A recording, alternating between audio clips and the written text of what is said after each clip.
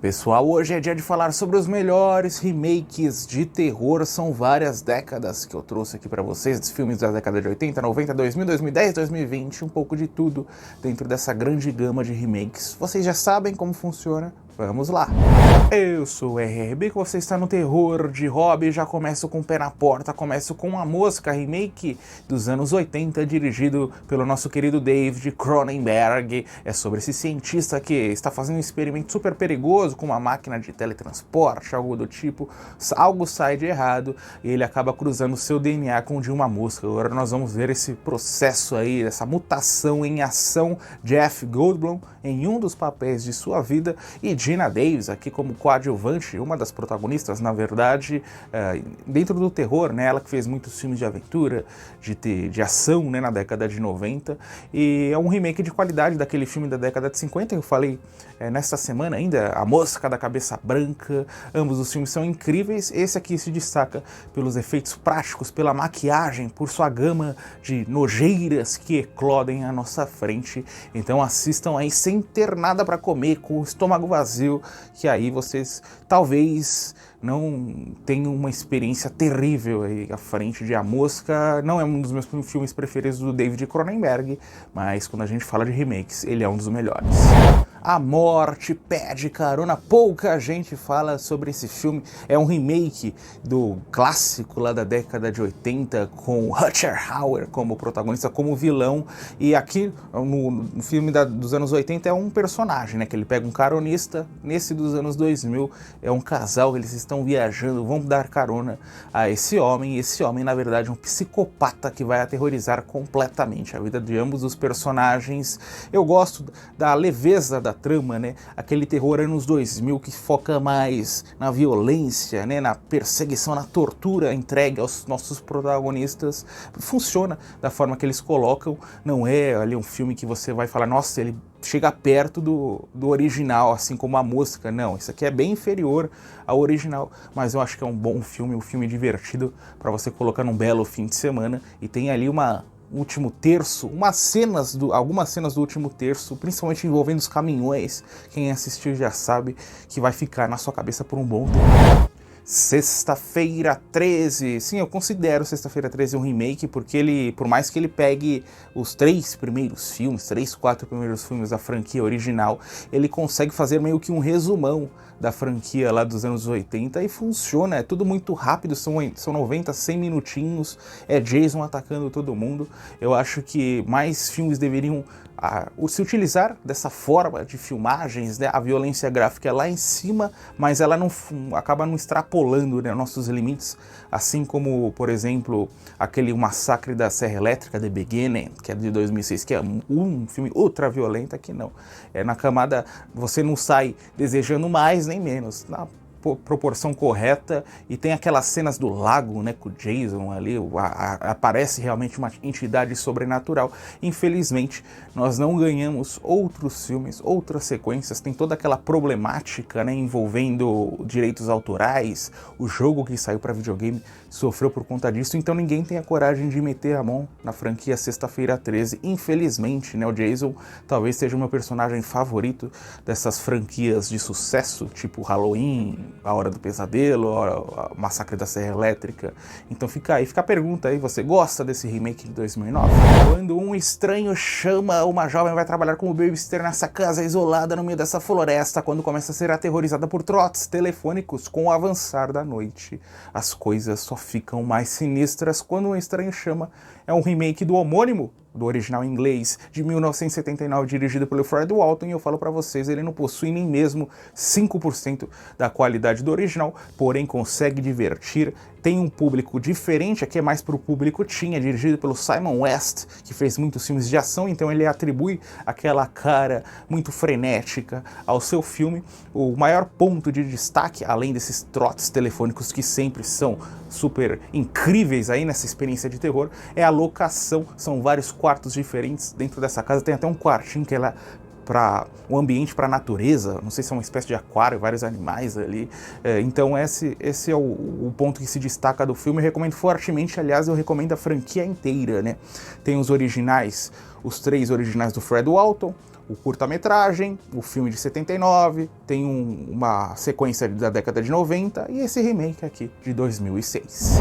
Suspiria, a trama do filme acontece nessa academia de dança super renomada, novas estudantes chegam, antigas estudantes estão lá, vão criar novas confusões, é impossível a gente definir, dar uma sinopse competente de Suspiria somente dando play para você conseguir entender parte da história. É um remake de um filme lá da década de 70 dirigido pelo Dario Argento, um filme italiano, e é difícil a gente colocar qual é o melhor filme. São filmes muito diferentes, apesar da mesma história, mais ou menos da mesma trama. O original lá é mais na beleza estética das cenas, menos na história, né, relacionada ao ocultismo, mais na questão de bruxas até. Esse é uma viagem ao inferno quase que literal. Eu destaco principalmente o último terço do filme, que quando os créditos sobem, a gente se pergunta o que diabos eu acabei de assistir. Fica na sua cabeça por vários dias, dá até vontade de assistir novamente. Tem cenas bem desconfortáveis também. Tilda Swinton como uma das protagonistas, então eu recomendo fortemente. Traz até mesmo a Mia Goth como uma das coadjuvantes aqui. Então assistam Suspiria, que vale a pena mesmo, principalmente se você gosta dessa temática ocultista.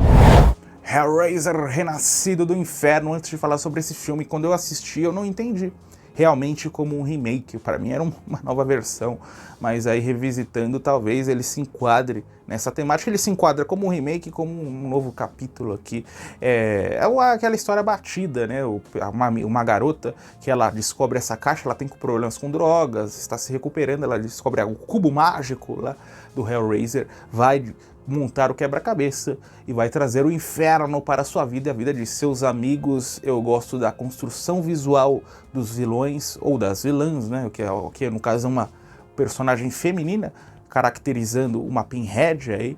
Eu gosto dos personagens dos mocinhos também, principalmente da atriz principal. Eu acho que em alguns momentos ele é mais arrastado, mas as cenas de ação valem todo o filme.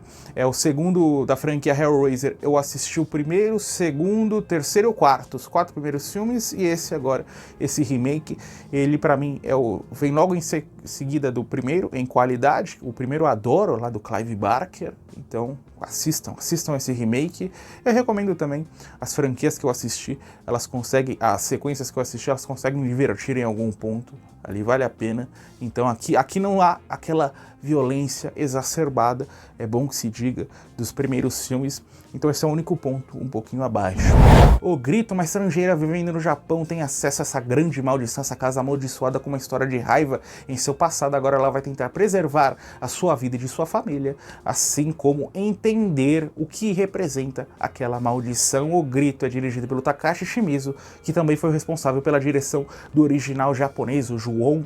São várias e várias sequências, tanto hollywoodianas quanto japonesas, tem até linhas alternativas temporais. Então se você quiser maratonar a franquia O Grito, você pode passar um fim de semana inteirinho assistindo esses filmes. Tem a Sarah Michelle Gellar como protagonista, o Bill Pullman também está como coadjuvante, eles aderem bastante qualidade à película, e é um filme que representa o que os jumpscares foram para o terror dos anos 2000, muito jumpscares e todos aterrorizantes. Eu não curto muito jumpscares, mas como eles são inseridos nesse filme, eles nos assustam, então há pelo menos isso, acho que é algo positivo.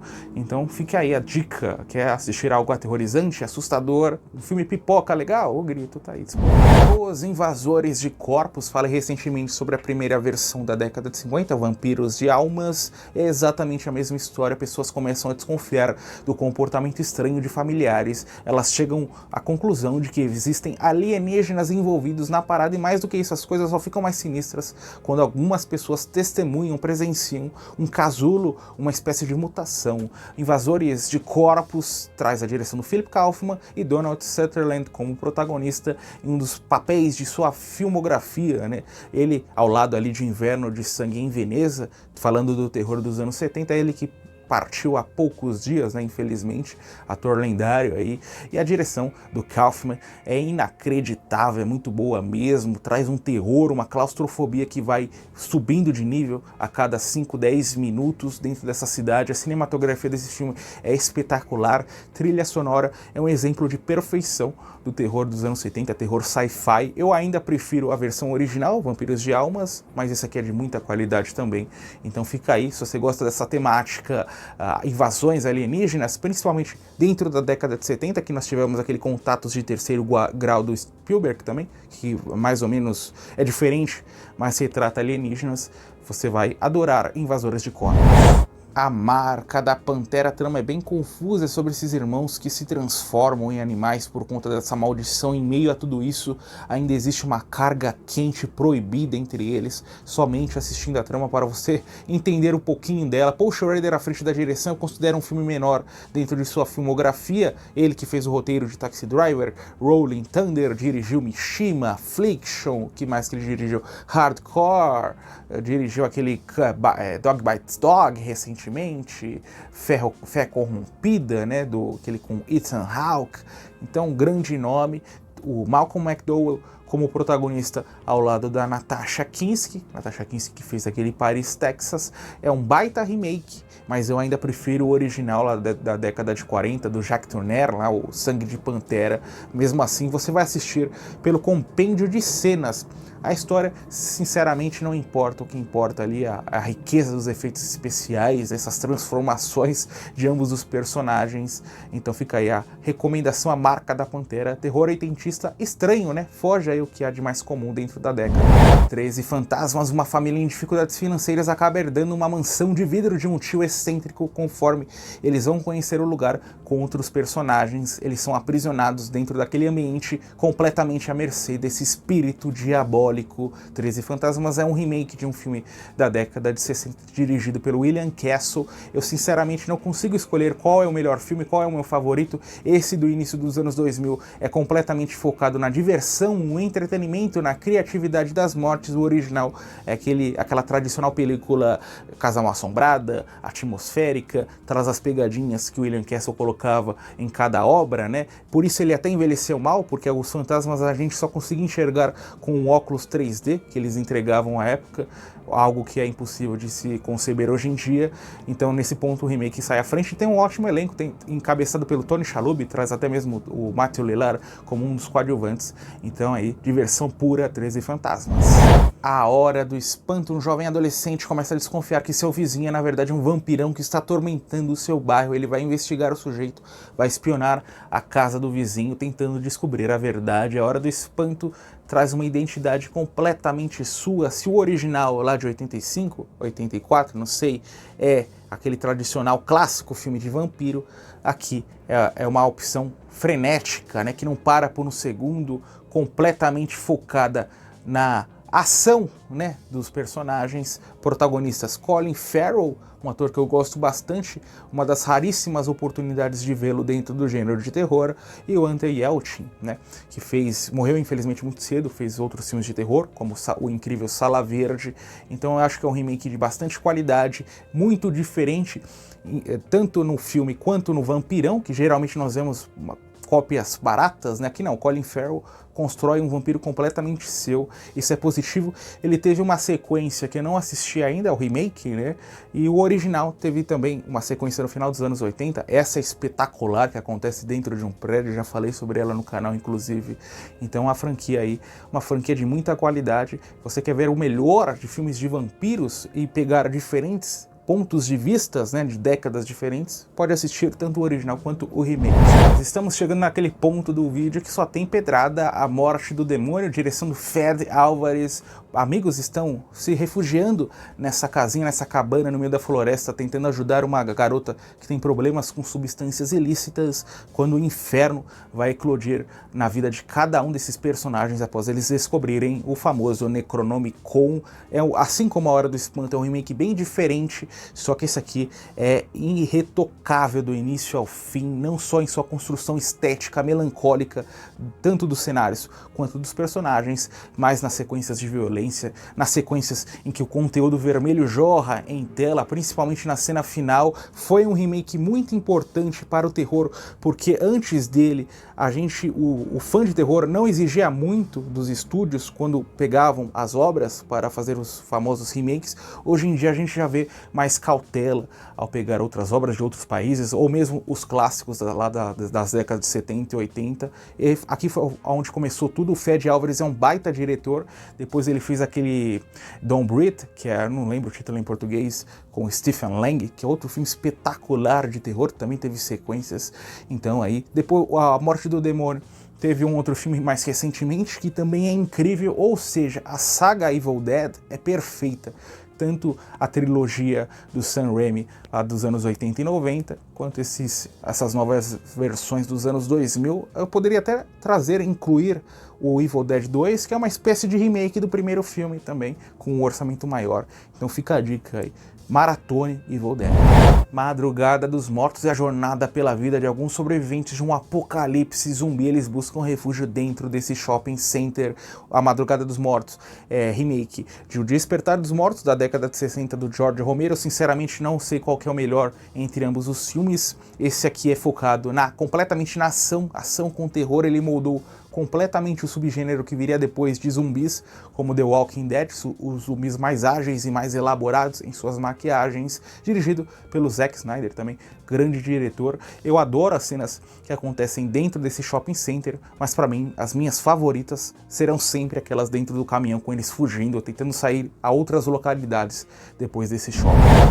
O padrasto, um jovem, retorna até sua residência e percebe que sua mãe tem um novo namorado. Esse novo namorado, perfeito em uma primeira aparição, se revela pequenos comportamentos bizarros. Com o passar dos dias, esse jovem vai investigar não só o presente do homem, mas também o seu passado obscuro. O Padrasto é um remake de um filme da década de 80, infelizmente pouco conhecido aqui no Brasil. Foi uma trilogia, na verdade, anos 80 e anos 90. Foi um filme que não fazia concessões, tanto em sua violência quanto em sua trama fora da caixinha. Esse remake já é mais focado no entretenimento, terror mais adolescente, pouco conteúdo vermelho, pouca violência, demora a engrenar, mas após 40 minutos o filme realmente fica incrível. A gente consegue entender a proposta dos produtores, do diretor. O nosso protagonista consegue recriar o famoso personagem dos anos 80 de uma forma diferente. As frases de efeito presentes no original são repetidas aqui de uma forma ímpar. Então é um remake de bastante qualidade, e após os 40 minutos, né, quando ele engrena, você não consegue desviar o olhar, você se importa com os personagens, se importa inclusive com o vilão. Então um remake de qualidade aí, The Stepfather em seu título original. O Massacre da Serra Elétrica. A trama é aquela batida que nós já estamos acostumados dentro dessa franquia. Estranhos que caem sob o poder da família do Leatherface e encontram destinos cruéis, muito parecido com o original da década de 70, em sua violência, em sua atmosfera, em seus personagens, em suas locações, aquele parte rural do Texas. O que nós não temos aqui é a bizarrice, que só foi exposta no primeiro filme por conta do baixo orçamento, mas é um filme incrível. A saga, a franquia, a Massacre da Serra Elétrica, me faltam 2 ou 3 volumes para assistir, os mais recentes. O primeiro, incrível, obra-prima. O segundo, mais fraquinho, né, também dirigido pelo Tobe Hooper, mais focado na comédia. O terceiro, surpreendentemente bom, eu adoro, do início dos anos 90. O quarto, aquele trash com Matthew McConaughey, um dos maiores filmes trash que eu vi na vida. E teve esse, de 2003, incrível. Teve um prequel, né, de 2006, que é o The Beginning, que é um filme mais fraco, que não sabe se utilizar da violência, acaba exacerbando algumas cenas de forma ali gratuita, mas é um filme que vale a pena ser assistido. Me faltam alguns ainda, então eu gosto bastante dessa franquia, gosto bastante da família do Leatherface. Então fica a dica aí desse filme de 2003, um bom elenco também para corroborar a toda essa atmosfera suja. A Bolha Assassina, falei recentemente sobre o original da década de 50, a trama é exatamente a mesma, essa entidade alienígena que para nessa cidadezinha estadunidense, nesse formato gelatinoso, e começa a aterrorizar aquela população. Conforme ela faz novas vítimas, ela vai crescendo de tamanho. O destaque aqui são os efeitos especiais fabulosos. Principalmente, reparem nessa cena do hospital, uma das cenas de abertura. Ali você já fala, meu Deus, como que eu não assisti esse filme antes?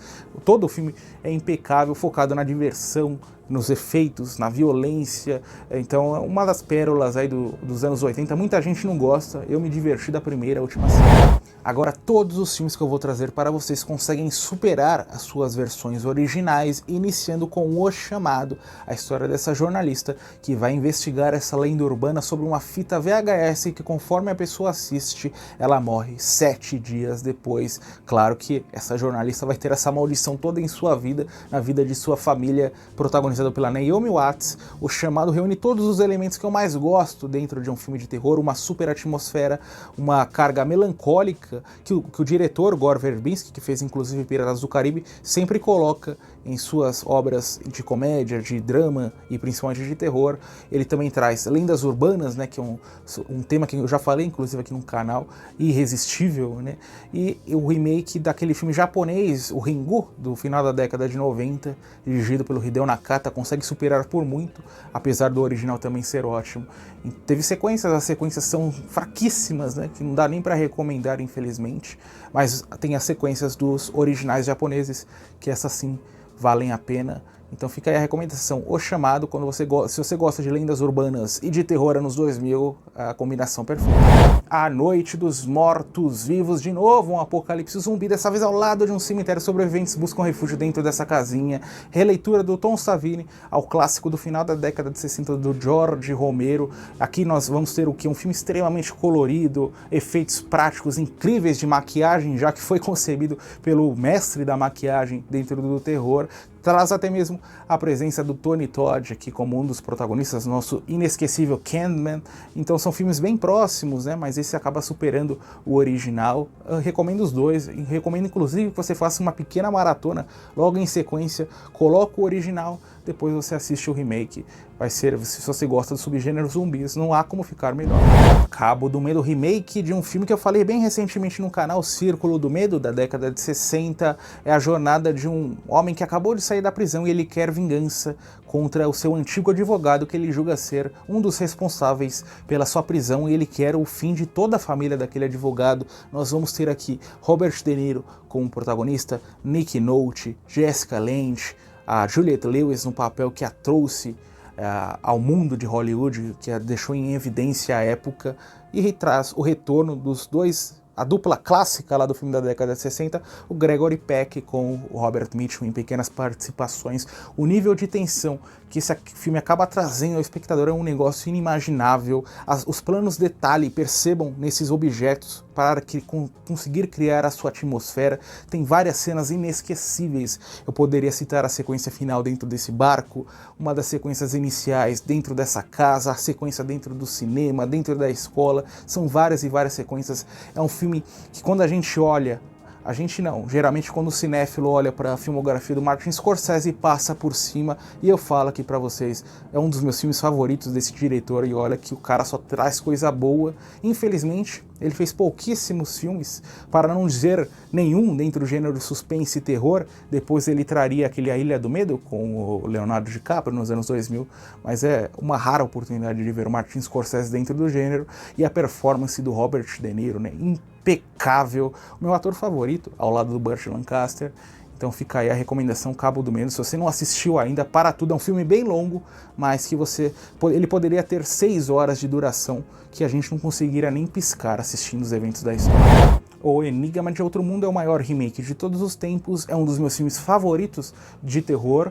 Eu colocaria facilmente num top 5, talvez na terceira posição. Qualquer dia eu trago aí uma lista completa dos meus filmes favoritos. É um remake de um filme da década de 50, que eu falei inclusive no meu último vídeo, dirigido pelo John Carpenter, com Kurt Russell no papel de sua vida. Esse grupo de pesquisadores que estão na Antártida, eles resgatam um animal que tem um parasita alienígena dentro de seu corpo, e esse parasita vai se movendo de organismo vivo para organismo vivo, tentando destruir a todos. Os efeitos especiais são inigualáveis em toda a história do cinema, e o legal aqui é que eles não tentam emular a realidade, são coisas ali que a gente jamais viu na vida, que jamais vai ver novamente. Eu não sabia quando assisti pela primeira vez, até falei no último vídeo, né, eu achei que eles tinham gravado em loco lá, em um ambiente frio mesmo, só que eles gravaram dentro de um frigorífico gigantesco, né, montaram vários cenários, então a atmosfera fria desse filme acaba passando para o espectador. Eu recomendo que vocês assistam, já tem versões em 4K, assistam esse filme num 4K aí remasterizado, que vai ser uma experiência única, de verdade. Então fica aí, The Thing em seu título original. Terminou mais um vídeo que chega ao final, muito obrigado pela presença, e você já sabe, continue assistindo e maratonando os mais de 100 vídeos do Terror de Hobby.